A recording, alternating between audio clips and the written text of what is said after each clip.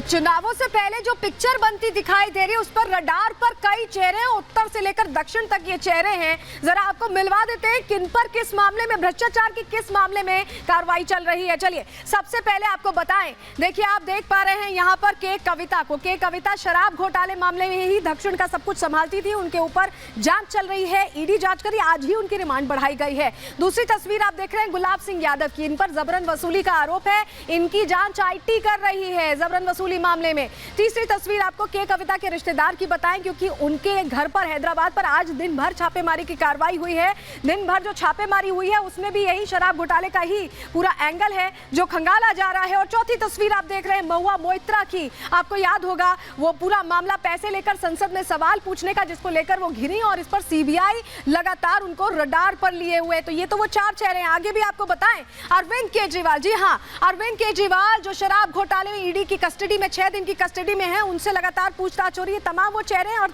ध्यान दीजिएगा कि सब पर भ्रष्टाचार के आरोप हैं, सब पर मनी लॉन्ड्रिंग के आरोप हैं और ये सभी विपक्षी इंडी गठबंधन के चेहरे हैं। संजय सिंह को अब आप देख रहे हैं, संजय सिंह जो कि बड़ा पद संभालते थे, सांसद तो है ही, लेकिन इन पर भी शराब घोटाले में पूरी हेल्प करने का आरोप लगा है। इन पर लगातार जांच हो रही है ईडी की। और मनीष सिसोदिया को आप देख रहे हैं, मनीष सिसोदिया जो कि शिक्षा मंत्री रहे और इनकी पॉलिसीज को लेकर तमाम बातें कही गई थी, लेकिन इनका भी नाम शराब घोटाले में आया था।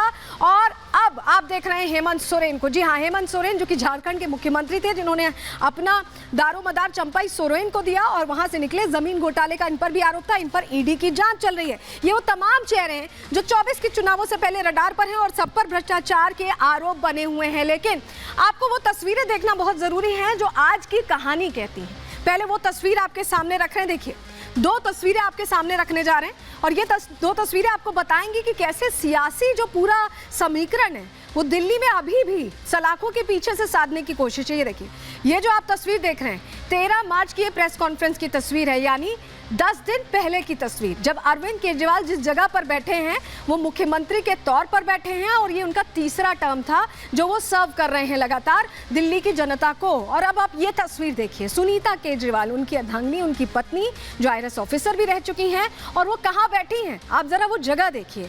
ये एक संकेत हो सकता है, ये एक इशारा हो सकता है, क्योंकि सुनीता केजरीवाल उसी कुर्सी पर बैठी हैं जहां पर अरविंद केजरीवाल बैठते थे, अपने फैसले सुनाते थे, प्रेस कॉन्फ्रेंस करते थे। और क्या ये वो इशारा है कि अब वक्त आ गया है कि कमान उन्हें सौंपी जाएगी और अब मैडम सीएम आप सुनेंगे दिल्ली के लिए, ये सवाल बना हुआ है। लेकिन इस बीच संदेश जो भेजा है अरविंद केजरीवाल ने, उसे सुनीता केजरीवाल ने भावुक अंदाज में सुनाया। क्या था वो संदेश, एक बार पहले सुन लीजिए। मैं अंदर रहूं या बाहर, हर पल देश की सेवा करता रहूंगा। इसीलिए ये गिरफ्तारी मुझे अचंभित नहीं करती। दिल्ली की मेरी माँ बहनें सोच रही होंगी केजरीवाल तो अंदर चला गया, पता नहीं अब 1000 रुपया मिलेगा या नहीं। मेरी सभी माताओं और बहनों से अपील है, अपने भाई और अपने बेटे पर भरोसा रखो।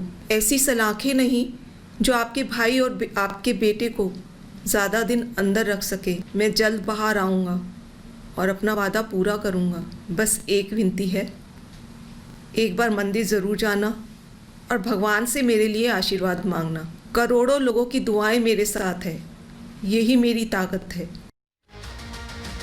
तो आपने सुना जो खत पढ़ा है, सुनीता केजरीवाल ने भावुक अंदाज में पढ़ा है, लेकिन इस जो खत में जो बातें लिखी गई हैं उसके मायने क्या है, क्या संदेश के अंदर की खबर है, जरा आपको बताते हैं, समझाते हैं आपको, ग्राफिक्स के जरिए आपके सामने जानकारी रख रहे हैं। देखिए सुनीता केजरीवाल अब पूरी तरह से फ्रंट पर आ गई हैं। जिस सीट पर बैठकर उन्होंने वो बात कही है वो बता रहा है कि वो फ्रंट पर आ गई है संभालने के लिए दारोमदार केजरीवाल। और आपको तोड़ना आसान नहीं है, ये बता रहे हैं अरविंद केजरीवाल जेल के अंदर से, सलाखों के पीछे से।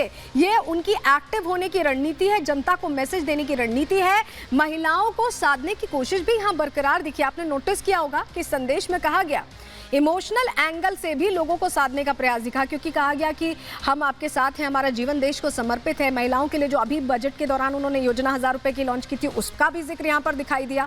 तो चुनाव में लड़ने का जोश केजरीवाल में बरकरार है, केजरीवाल ये बात बताना चाहते हैं और यही वजह है कि जो संदेश दिया उसमें वो बातें दिखाई दे रही थी, वो झलक दिखाई दे रही थी। लेकिन जब केजरीवाल लोगों के सामने चेहरा बने थे तो आपको याद होगा वो 2011 का दौर, जब इंडिया अगेंस्ट करप्शन को लेकर उन्होंने पूरी चीजें की थी और उसके बाद उन्होंने 2 इंपॉर्टेंट चीज थी, भ्रष्टाचार और परिवारवाद, वो 2 इंपॉर्टेंट फैक्टर्स को लेकर जनता के बीच आए थे।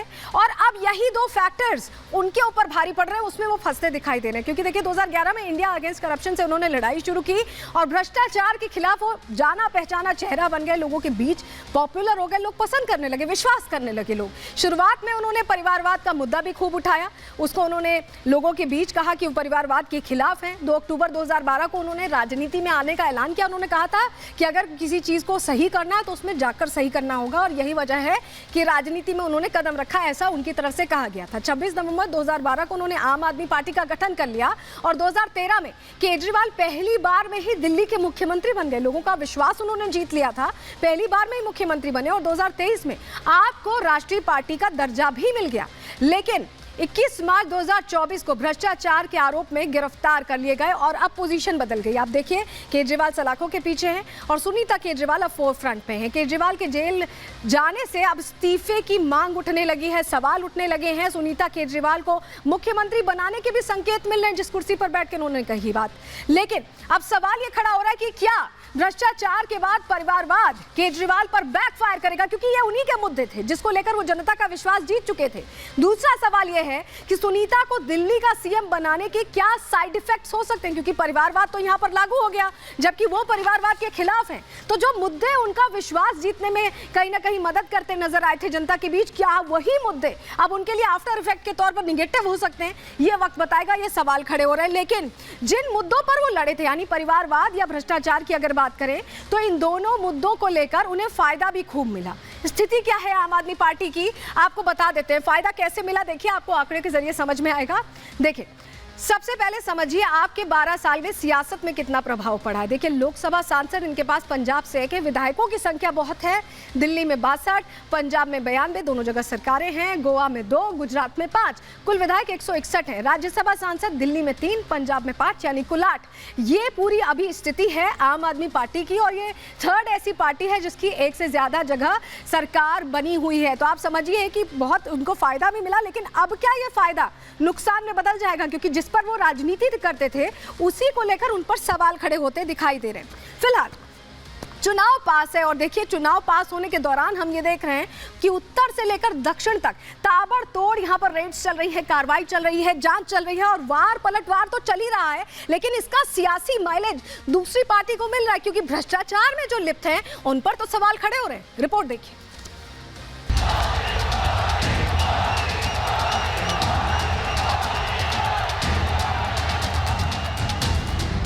लोकसभा चुनाव की रणभेरी बज चुकी है।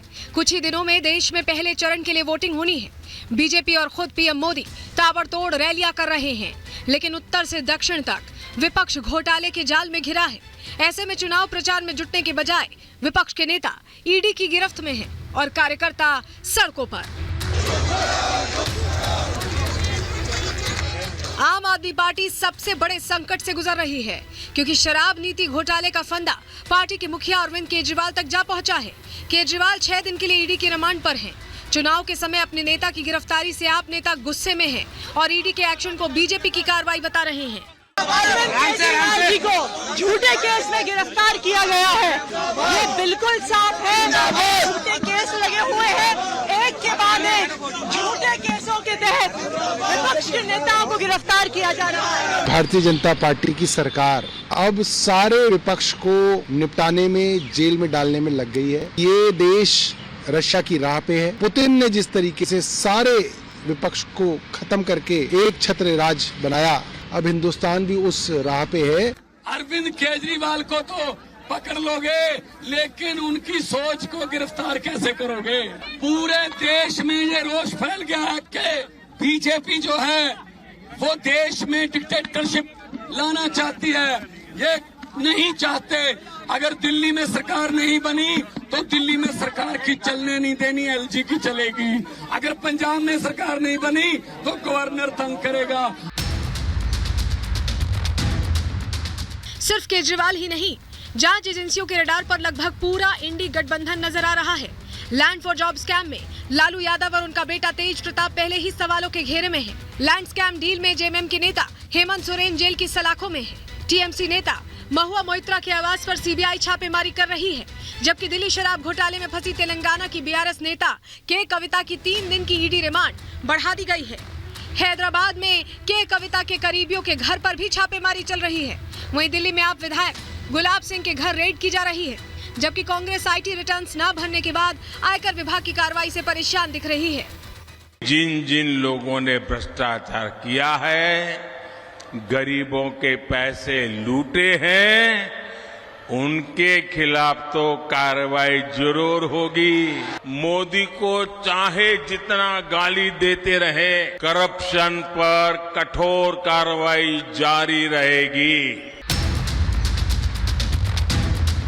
पीएम मोदी बार बार भ्रष्टाचार को लेकर जीरो टॉलरेंस और भ्रष्टाचारियों से एक एक पैसा वसूलने की नसीहत देते रहते हैं। वहीं जांच एजेंसियां भी घोटाला करने वालों से सख्ती से निपट रही हैं। ऐसे में घबराए विपक्षी नेता जांच एजेंसियों की कार्रवाई को पीएम मोदी की कार्रवाई बताने में जुटे हैं। सारे का सारा निजी निवेश इलेक्ट्रल बॉन्ड में जा रहा है, ईडी से बचने के लिए, सीबीआई से बचने के लिए, इनकम टैक्स से बचने के लिए। जिस तरह भाजपा एजेंसीज को मिसयूज कर रहे हैं, इससे ये मालूम पड़ रहा है कि उसका कॉन्फिडेंस लेवल ठीक नहीं है। वो ट्राई कर रहा है सब तरीका से ऑपोजिशन को डिस्टर्ब करने के लिए। देश ये स्वीकार करेगा झूठ के मुकदमे लगा के लोगों को जेल भेज दें। जुल्म की करने वाला कितना भी जुल्म करेगा, अंत में सच्चाई की जीत होगी। हर तरह से अपोजिशन को इलेक्शन से पहले ही खत्म करना चाहते हैं।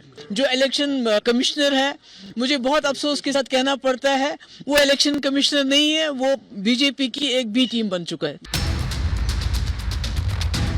विपक्षी दलों के नेता जहां चुनावी आड़ में अपनी करनी का ठीकरा पीएम मोदी पर फोड़ रहे हैं और जांच एजेंसियों की कार्रवाई को बीजेपी का एक्शन बता रहे हैं। ऐसे में बीजेपी ने भी विपक्ष को करारा जवाब दिया और इंडी गठबंधन को ठग बंधन बताया है। चोर चोर मुसेरे भाई, सबने एक दूसरे की पीठ खुजलाई। क्या गठबंधन इसीलिए हुआ ठग बंधन ये कि सब ठगने वाले, भ्रष्टाचार करने वाले एक मंच पर आ जाए। मैं तुम्हारा पीठ खुजाऊंगा, तुम मेरी पीठ खुजाना, ये अब नहीं होने वाला है। अगर आप भ्रष्ट हैं तो आप जेल जाएंगे। क्या हुआ था, आपने कहा था अन्ना हजारे की उंगली पकड़ते हुए कि अगर कोई आरोप लगता है तो पहले इस्तीफा होगा फिर जांच होगी। आज आप इस्तीफा देना तो दूर, जांच में शामिल नहीं होते 9 समन आने के बाद और कहते हैं तिहाड़ से सरकार चलाएंगे। इंडी गठबंधन का सबसे बड़ा चेहरा कांग्रेस खाते फ्रीज हो जाने से चुनावी खर्चे का रोना रो रही है, तो वहीं आम आदमी पार्टी दफ्तर सील होने से चुनावी प्रचार में रुकावट बता रही है। ऐसे में क्या बीजेपी का दावा सच साबित हो रहा है कि विपक्ष हार के बहाने खोज रहा है, या विपक्ष के वो सवाल जिनमें वो बीजेपी पर विपक्ष को रोकने की कोशिश का आरोप लगा रहे हैं? अब ये तो 4 जून को ही साफ हो पाएगा कि कौन सही है और कौन झूठ। Bureau report, Republic Bharat.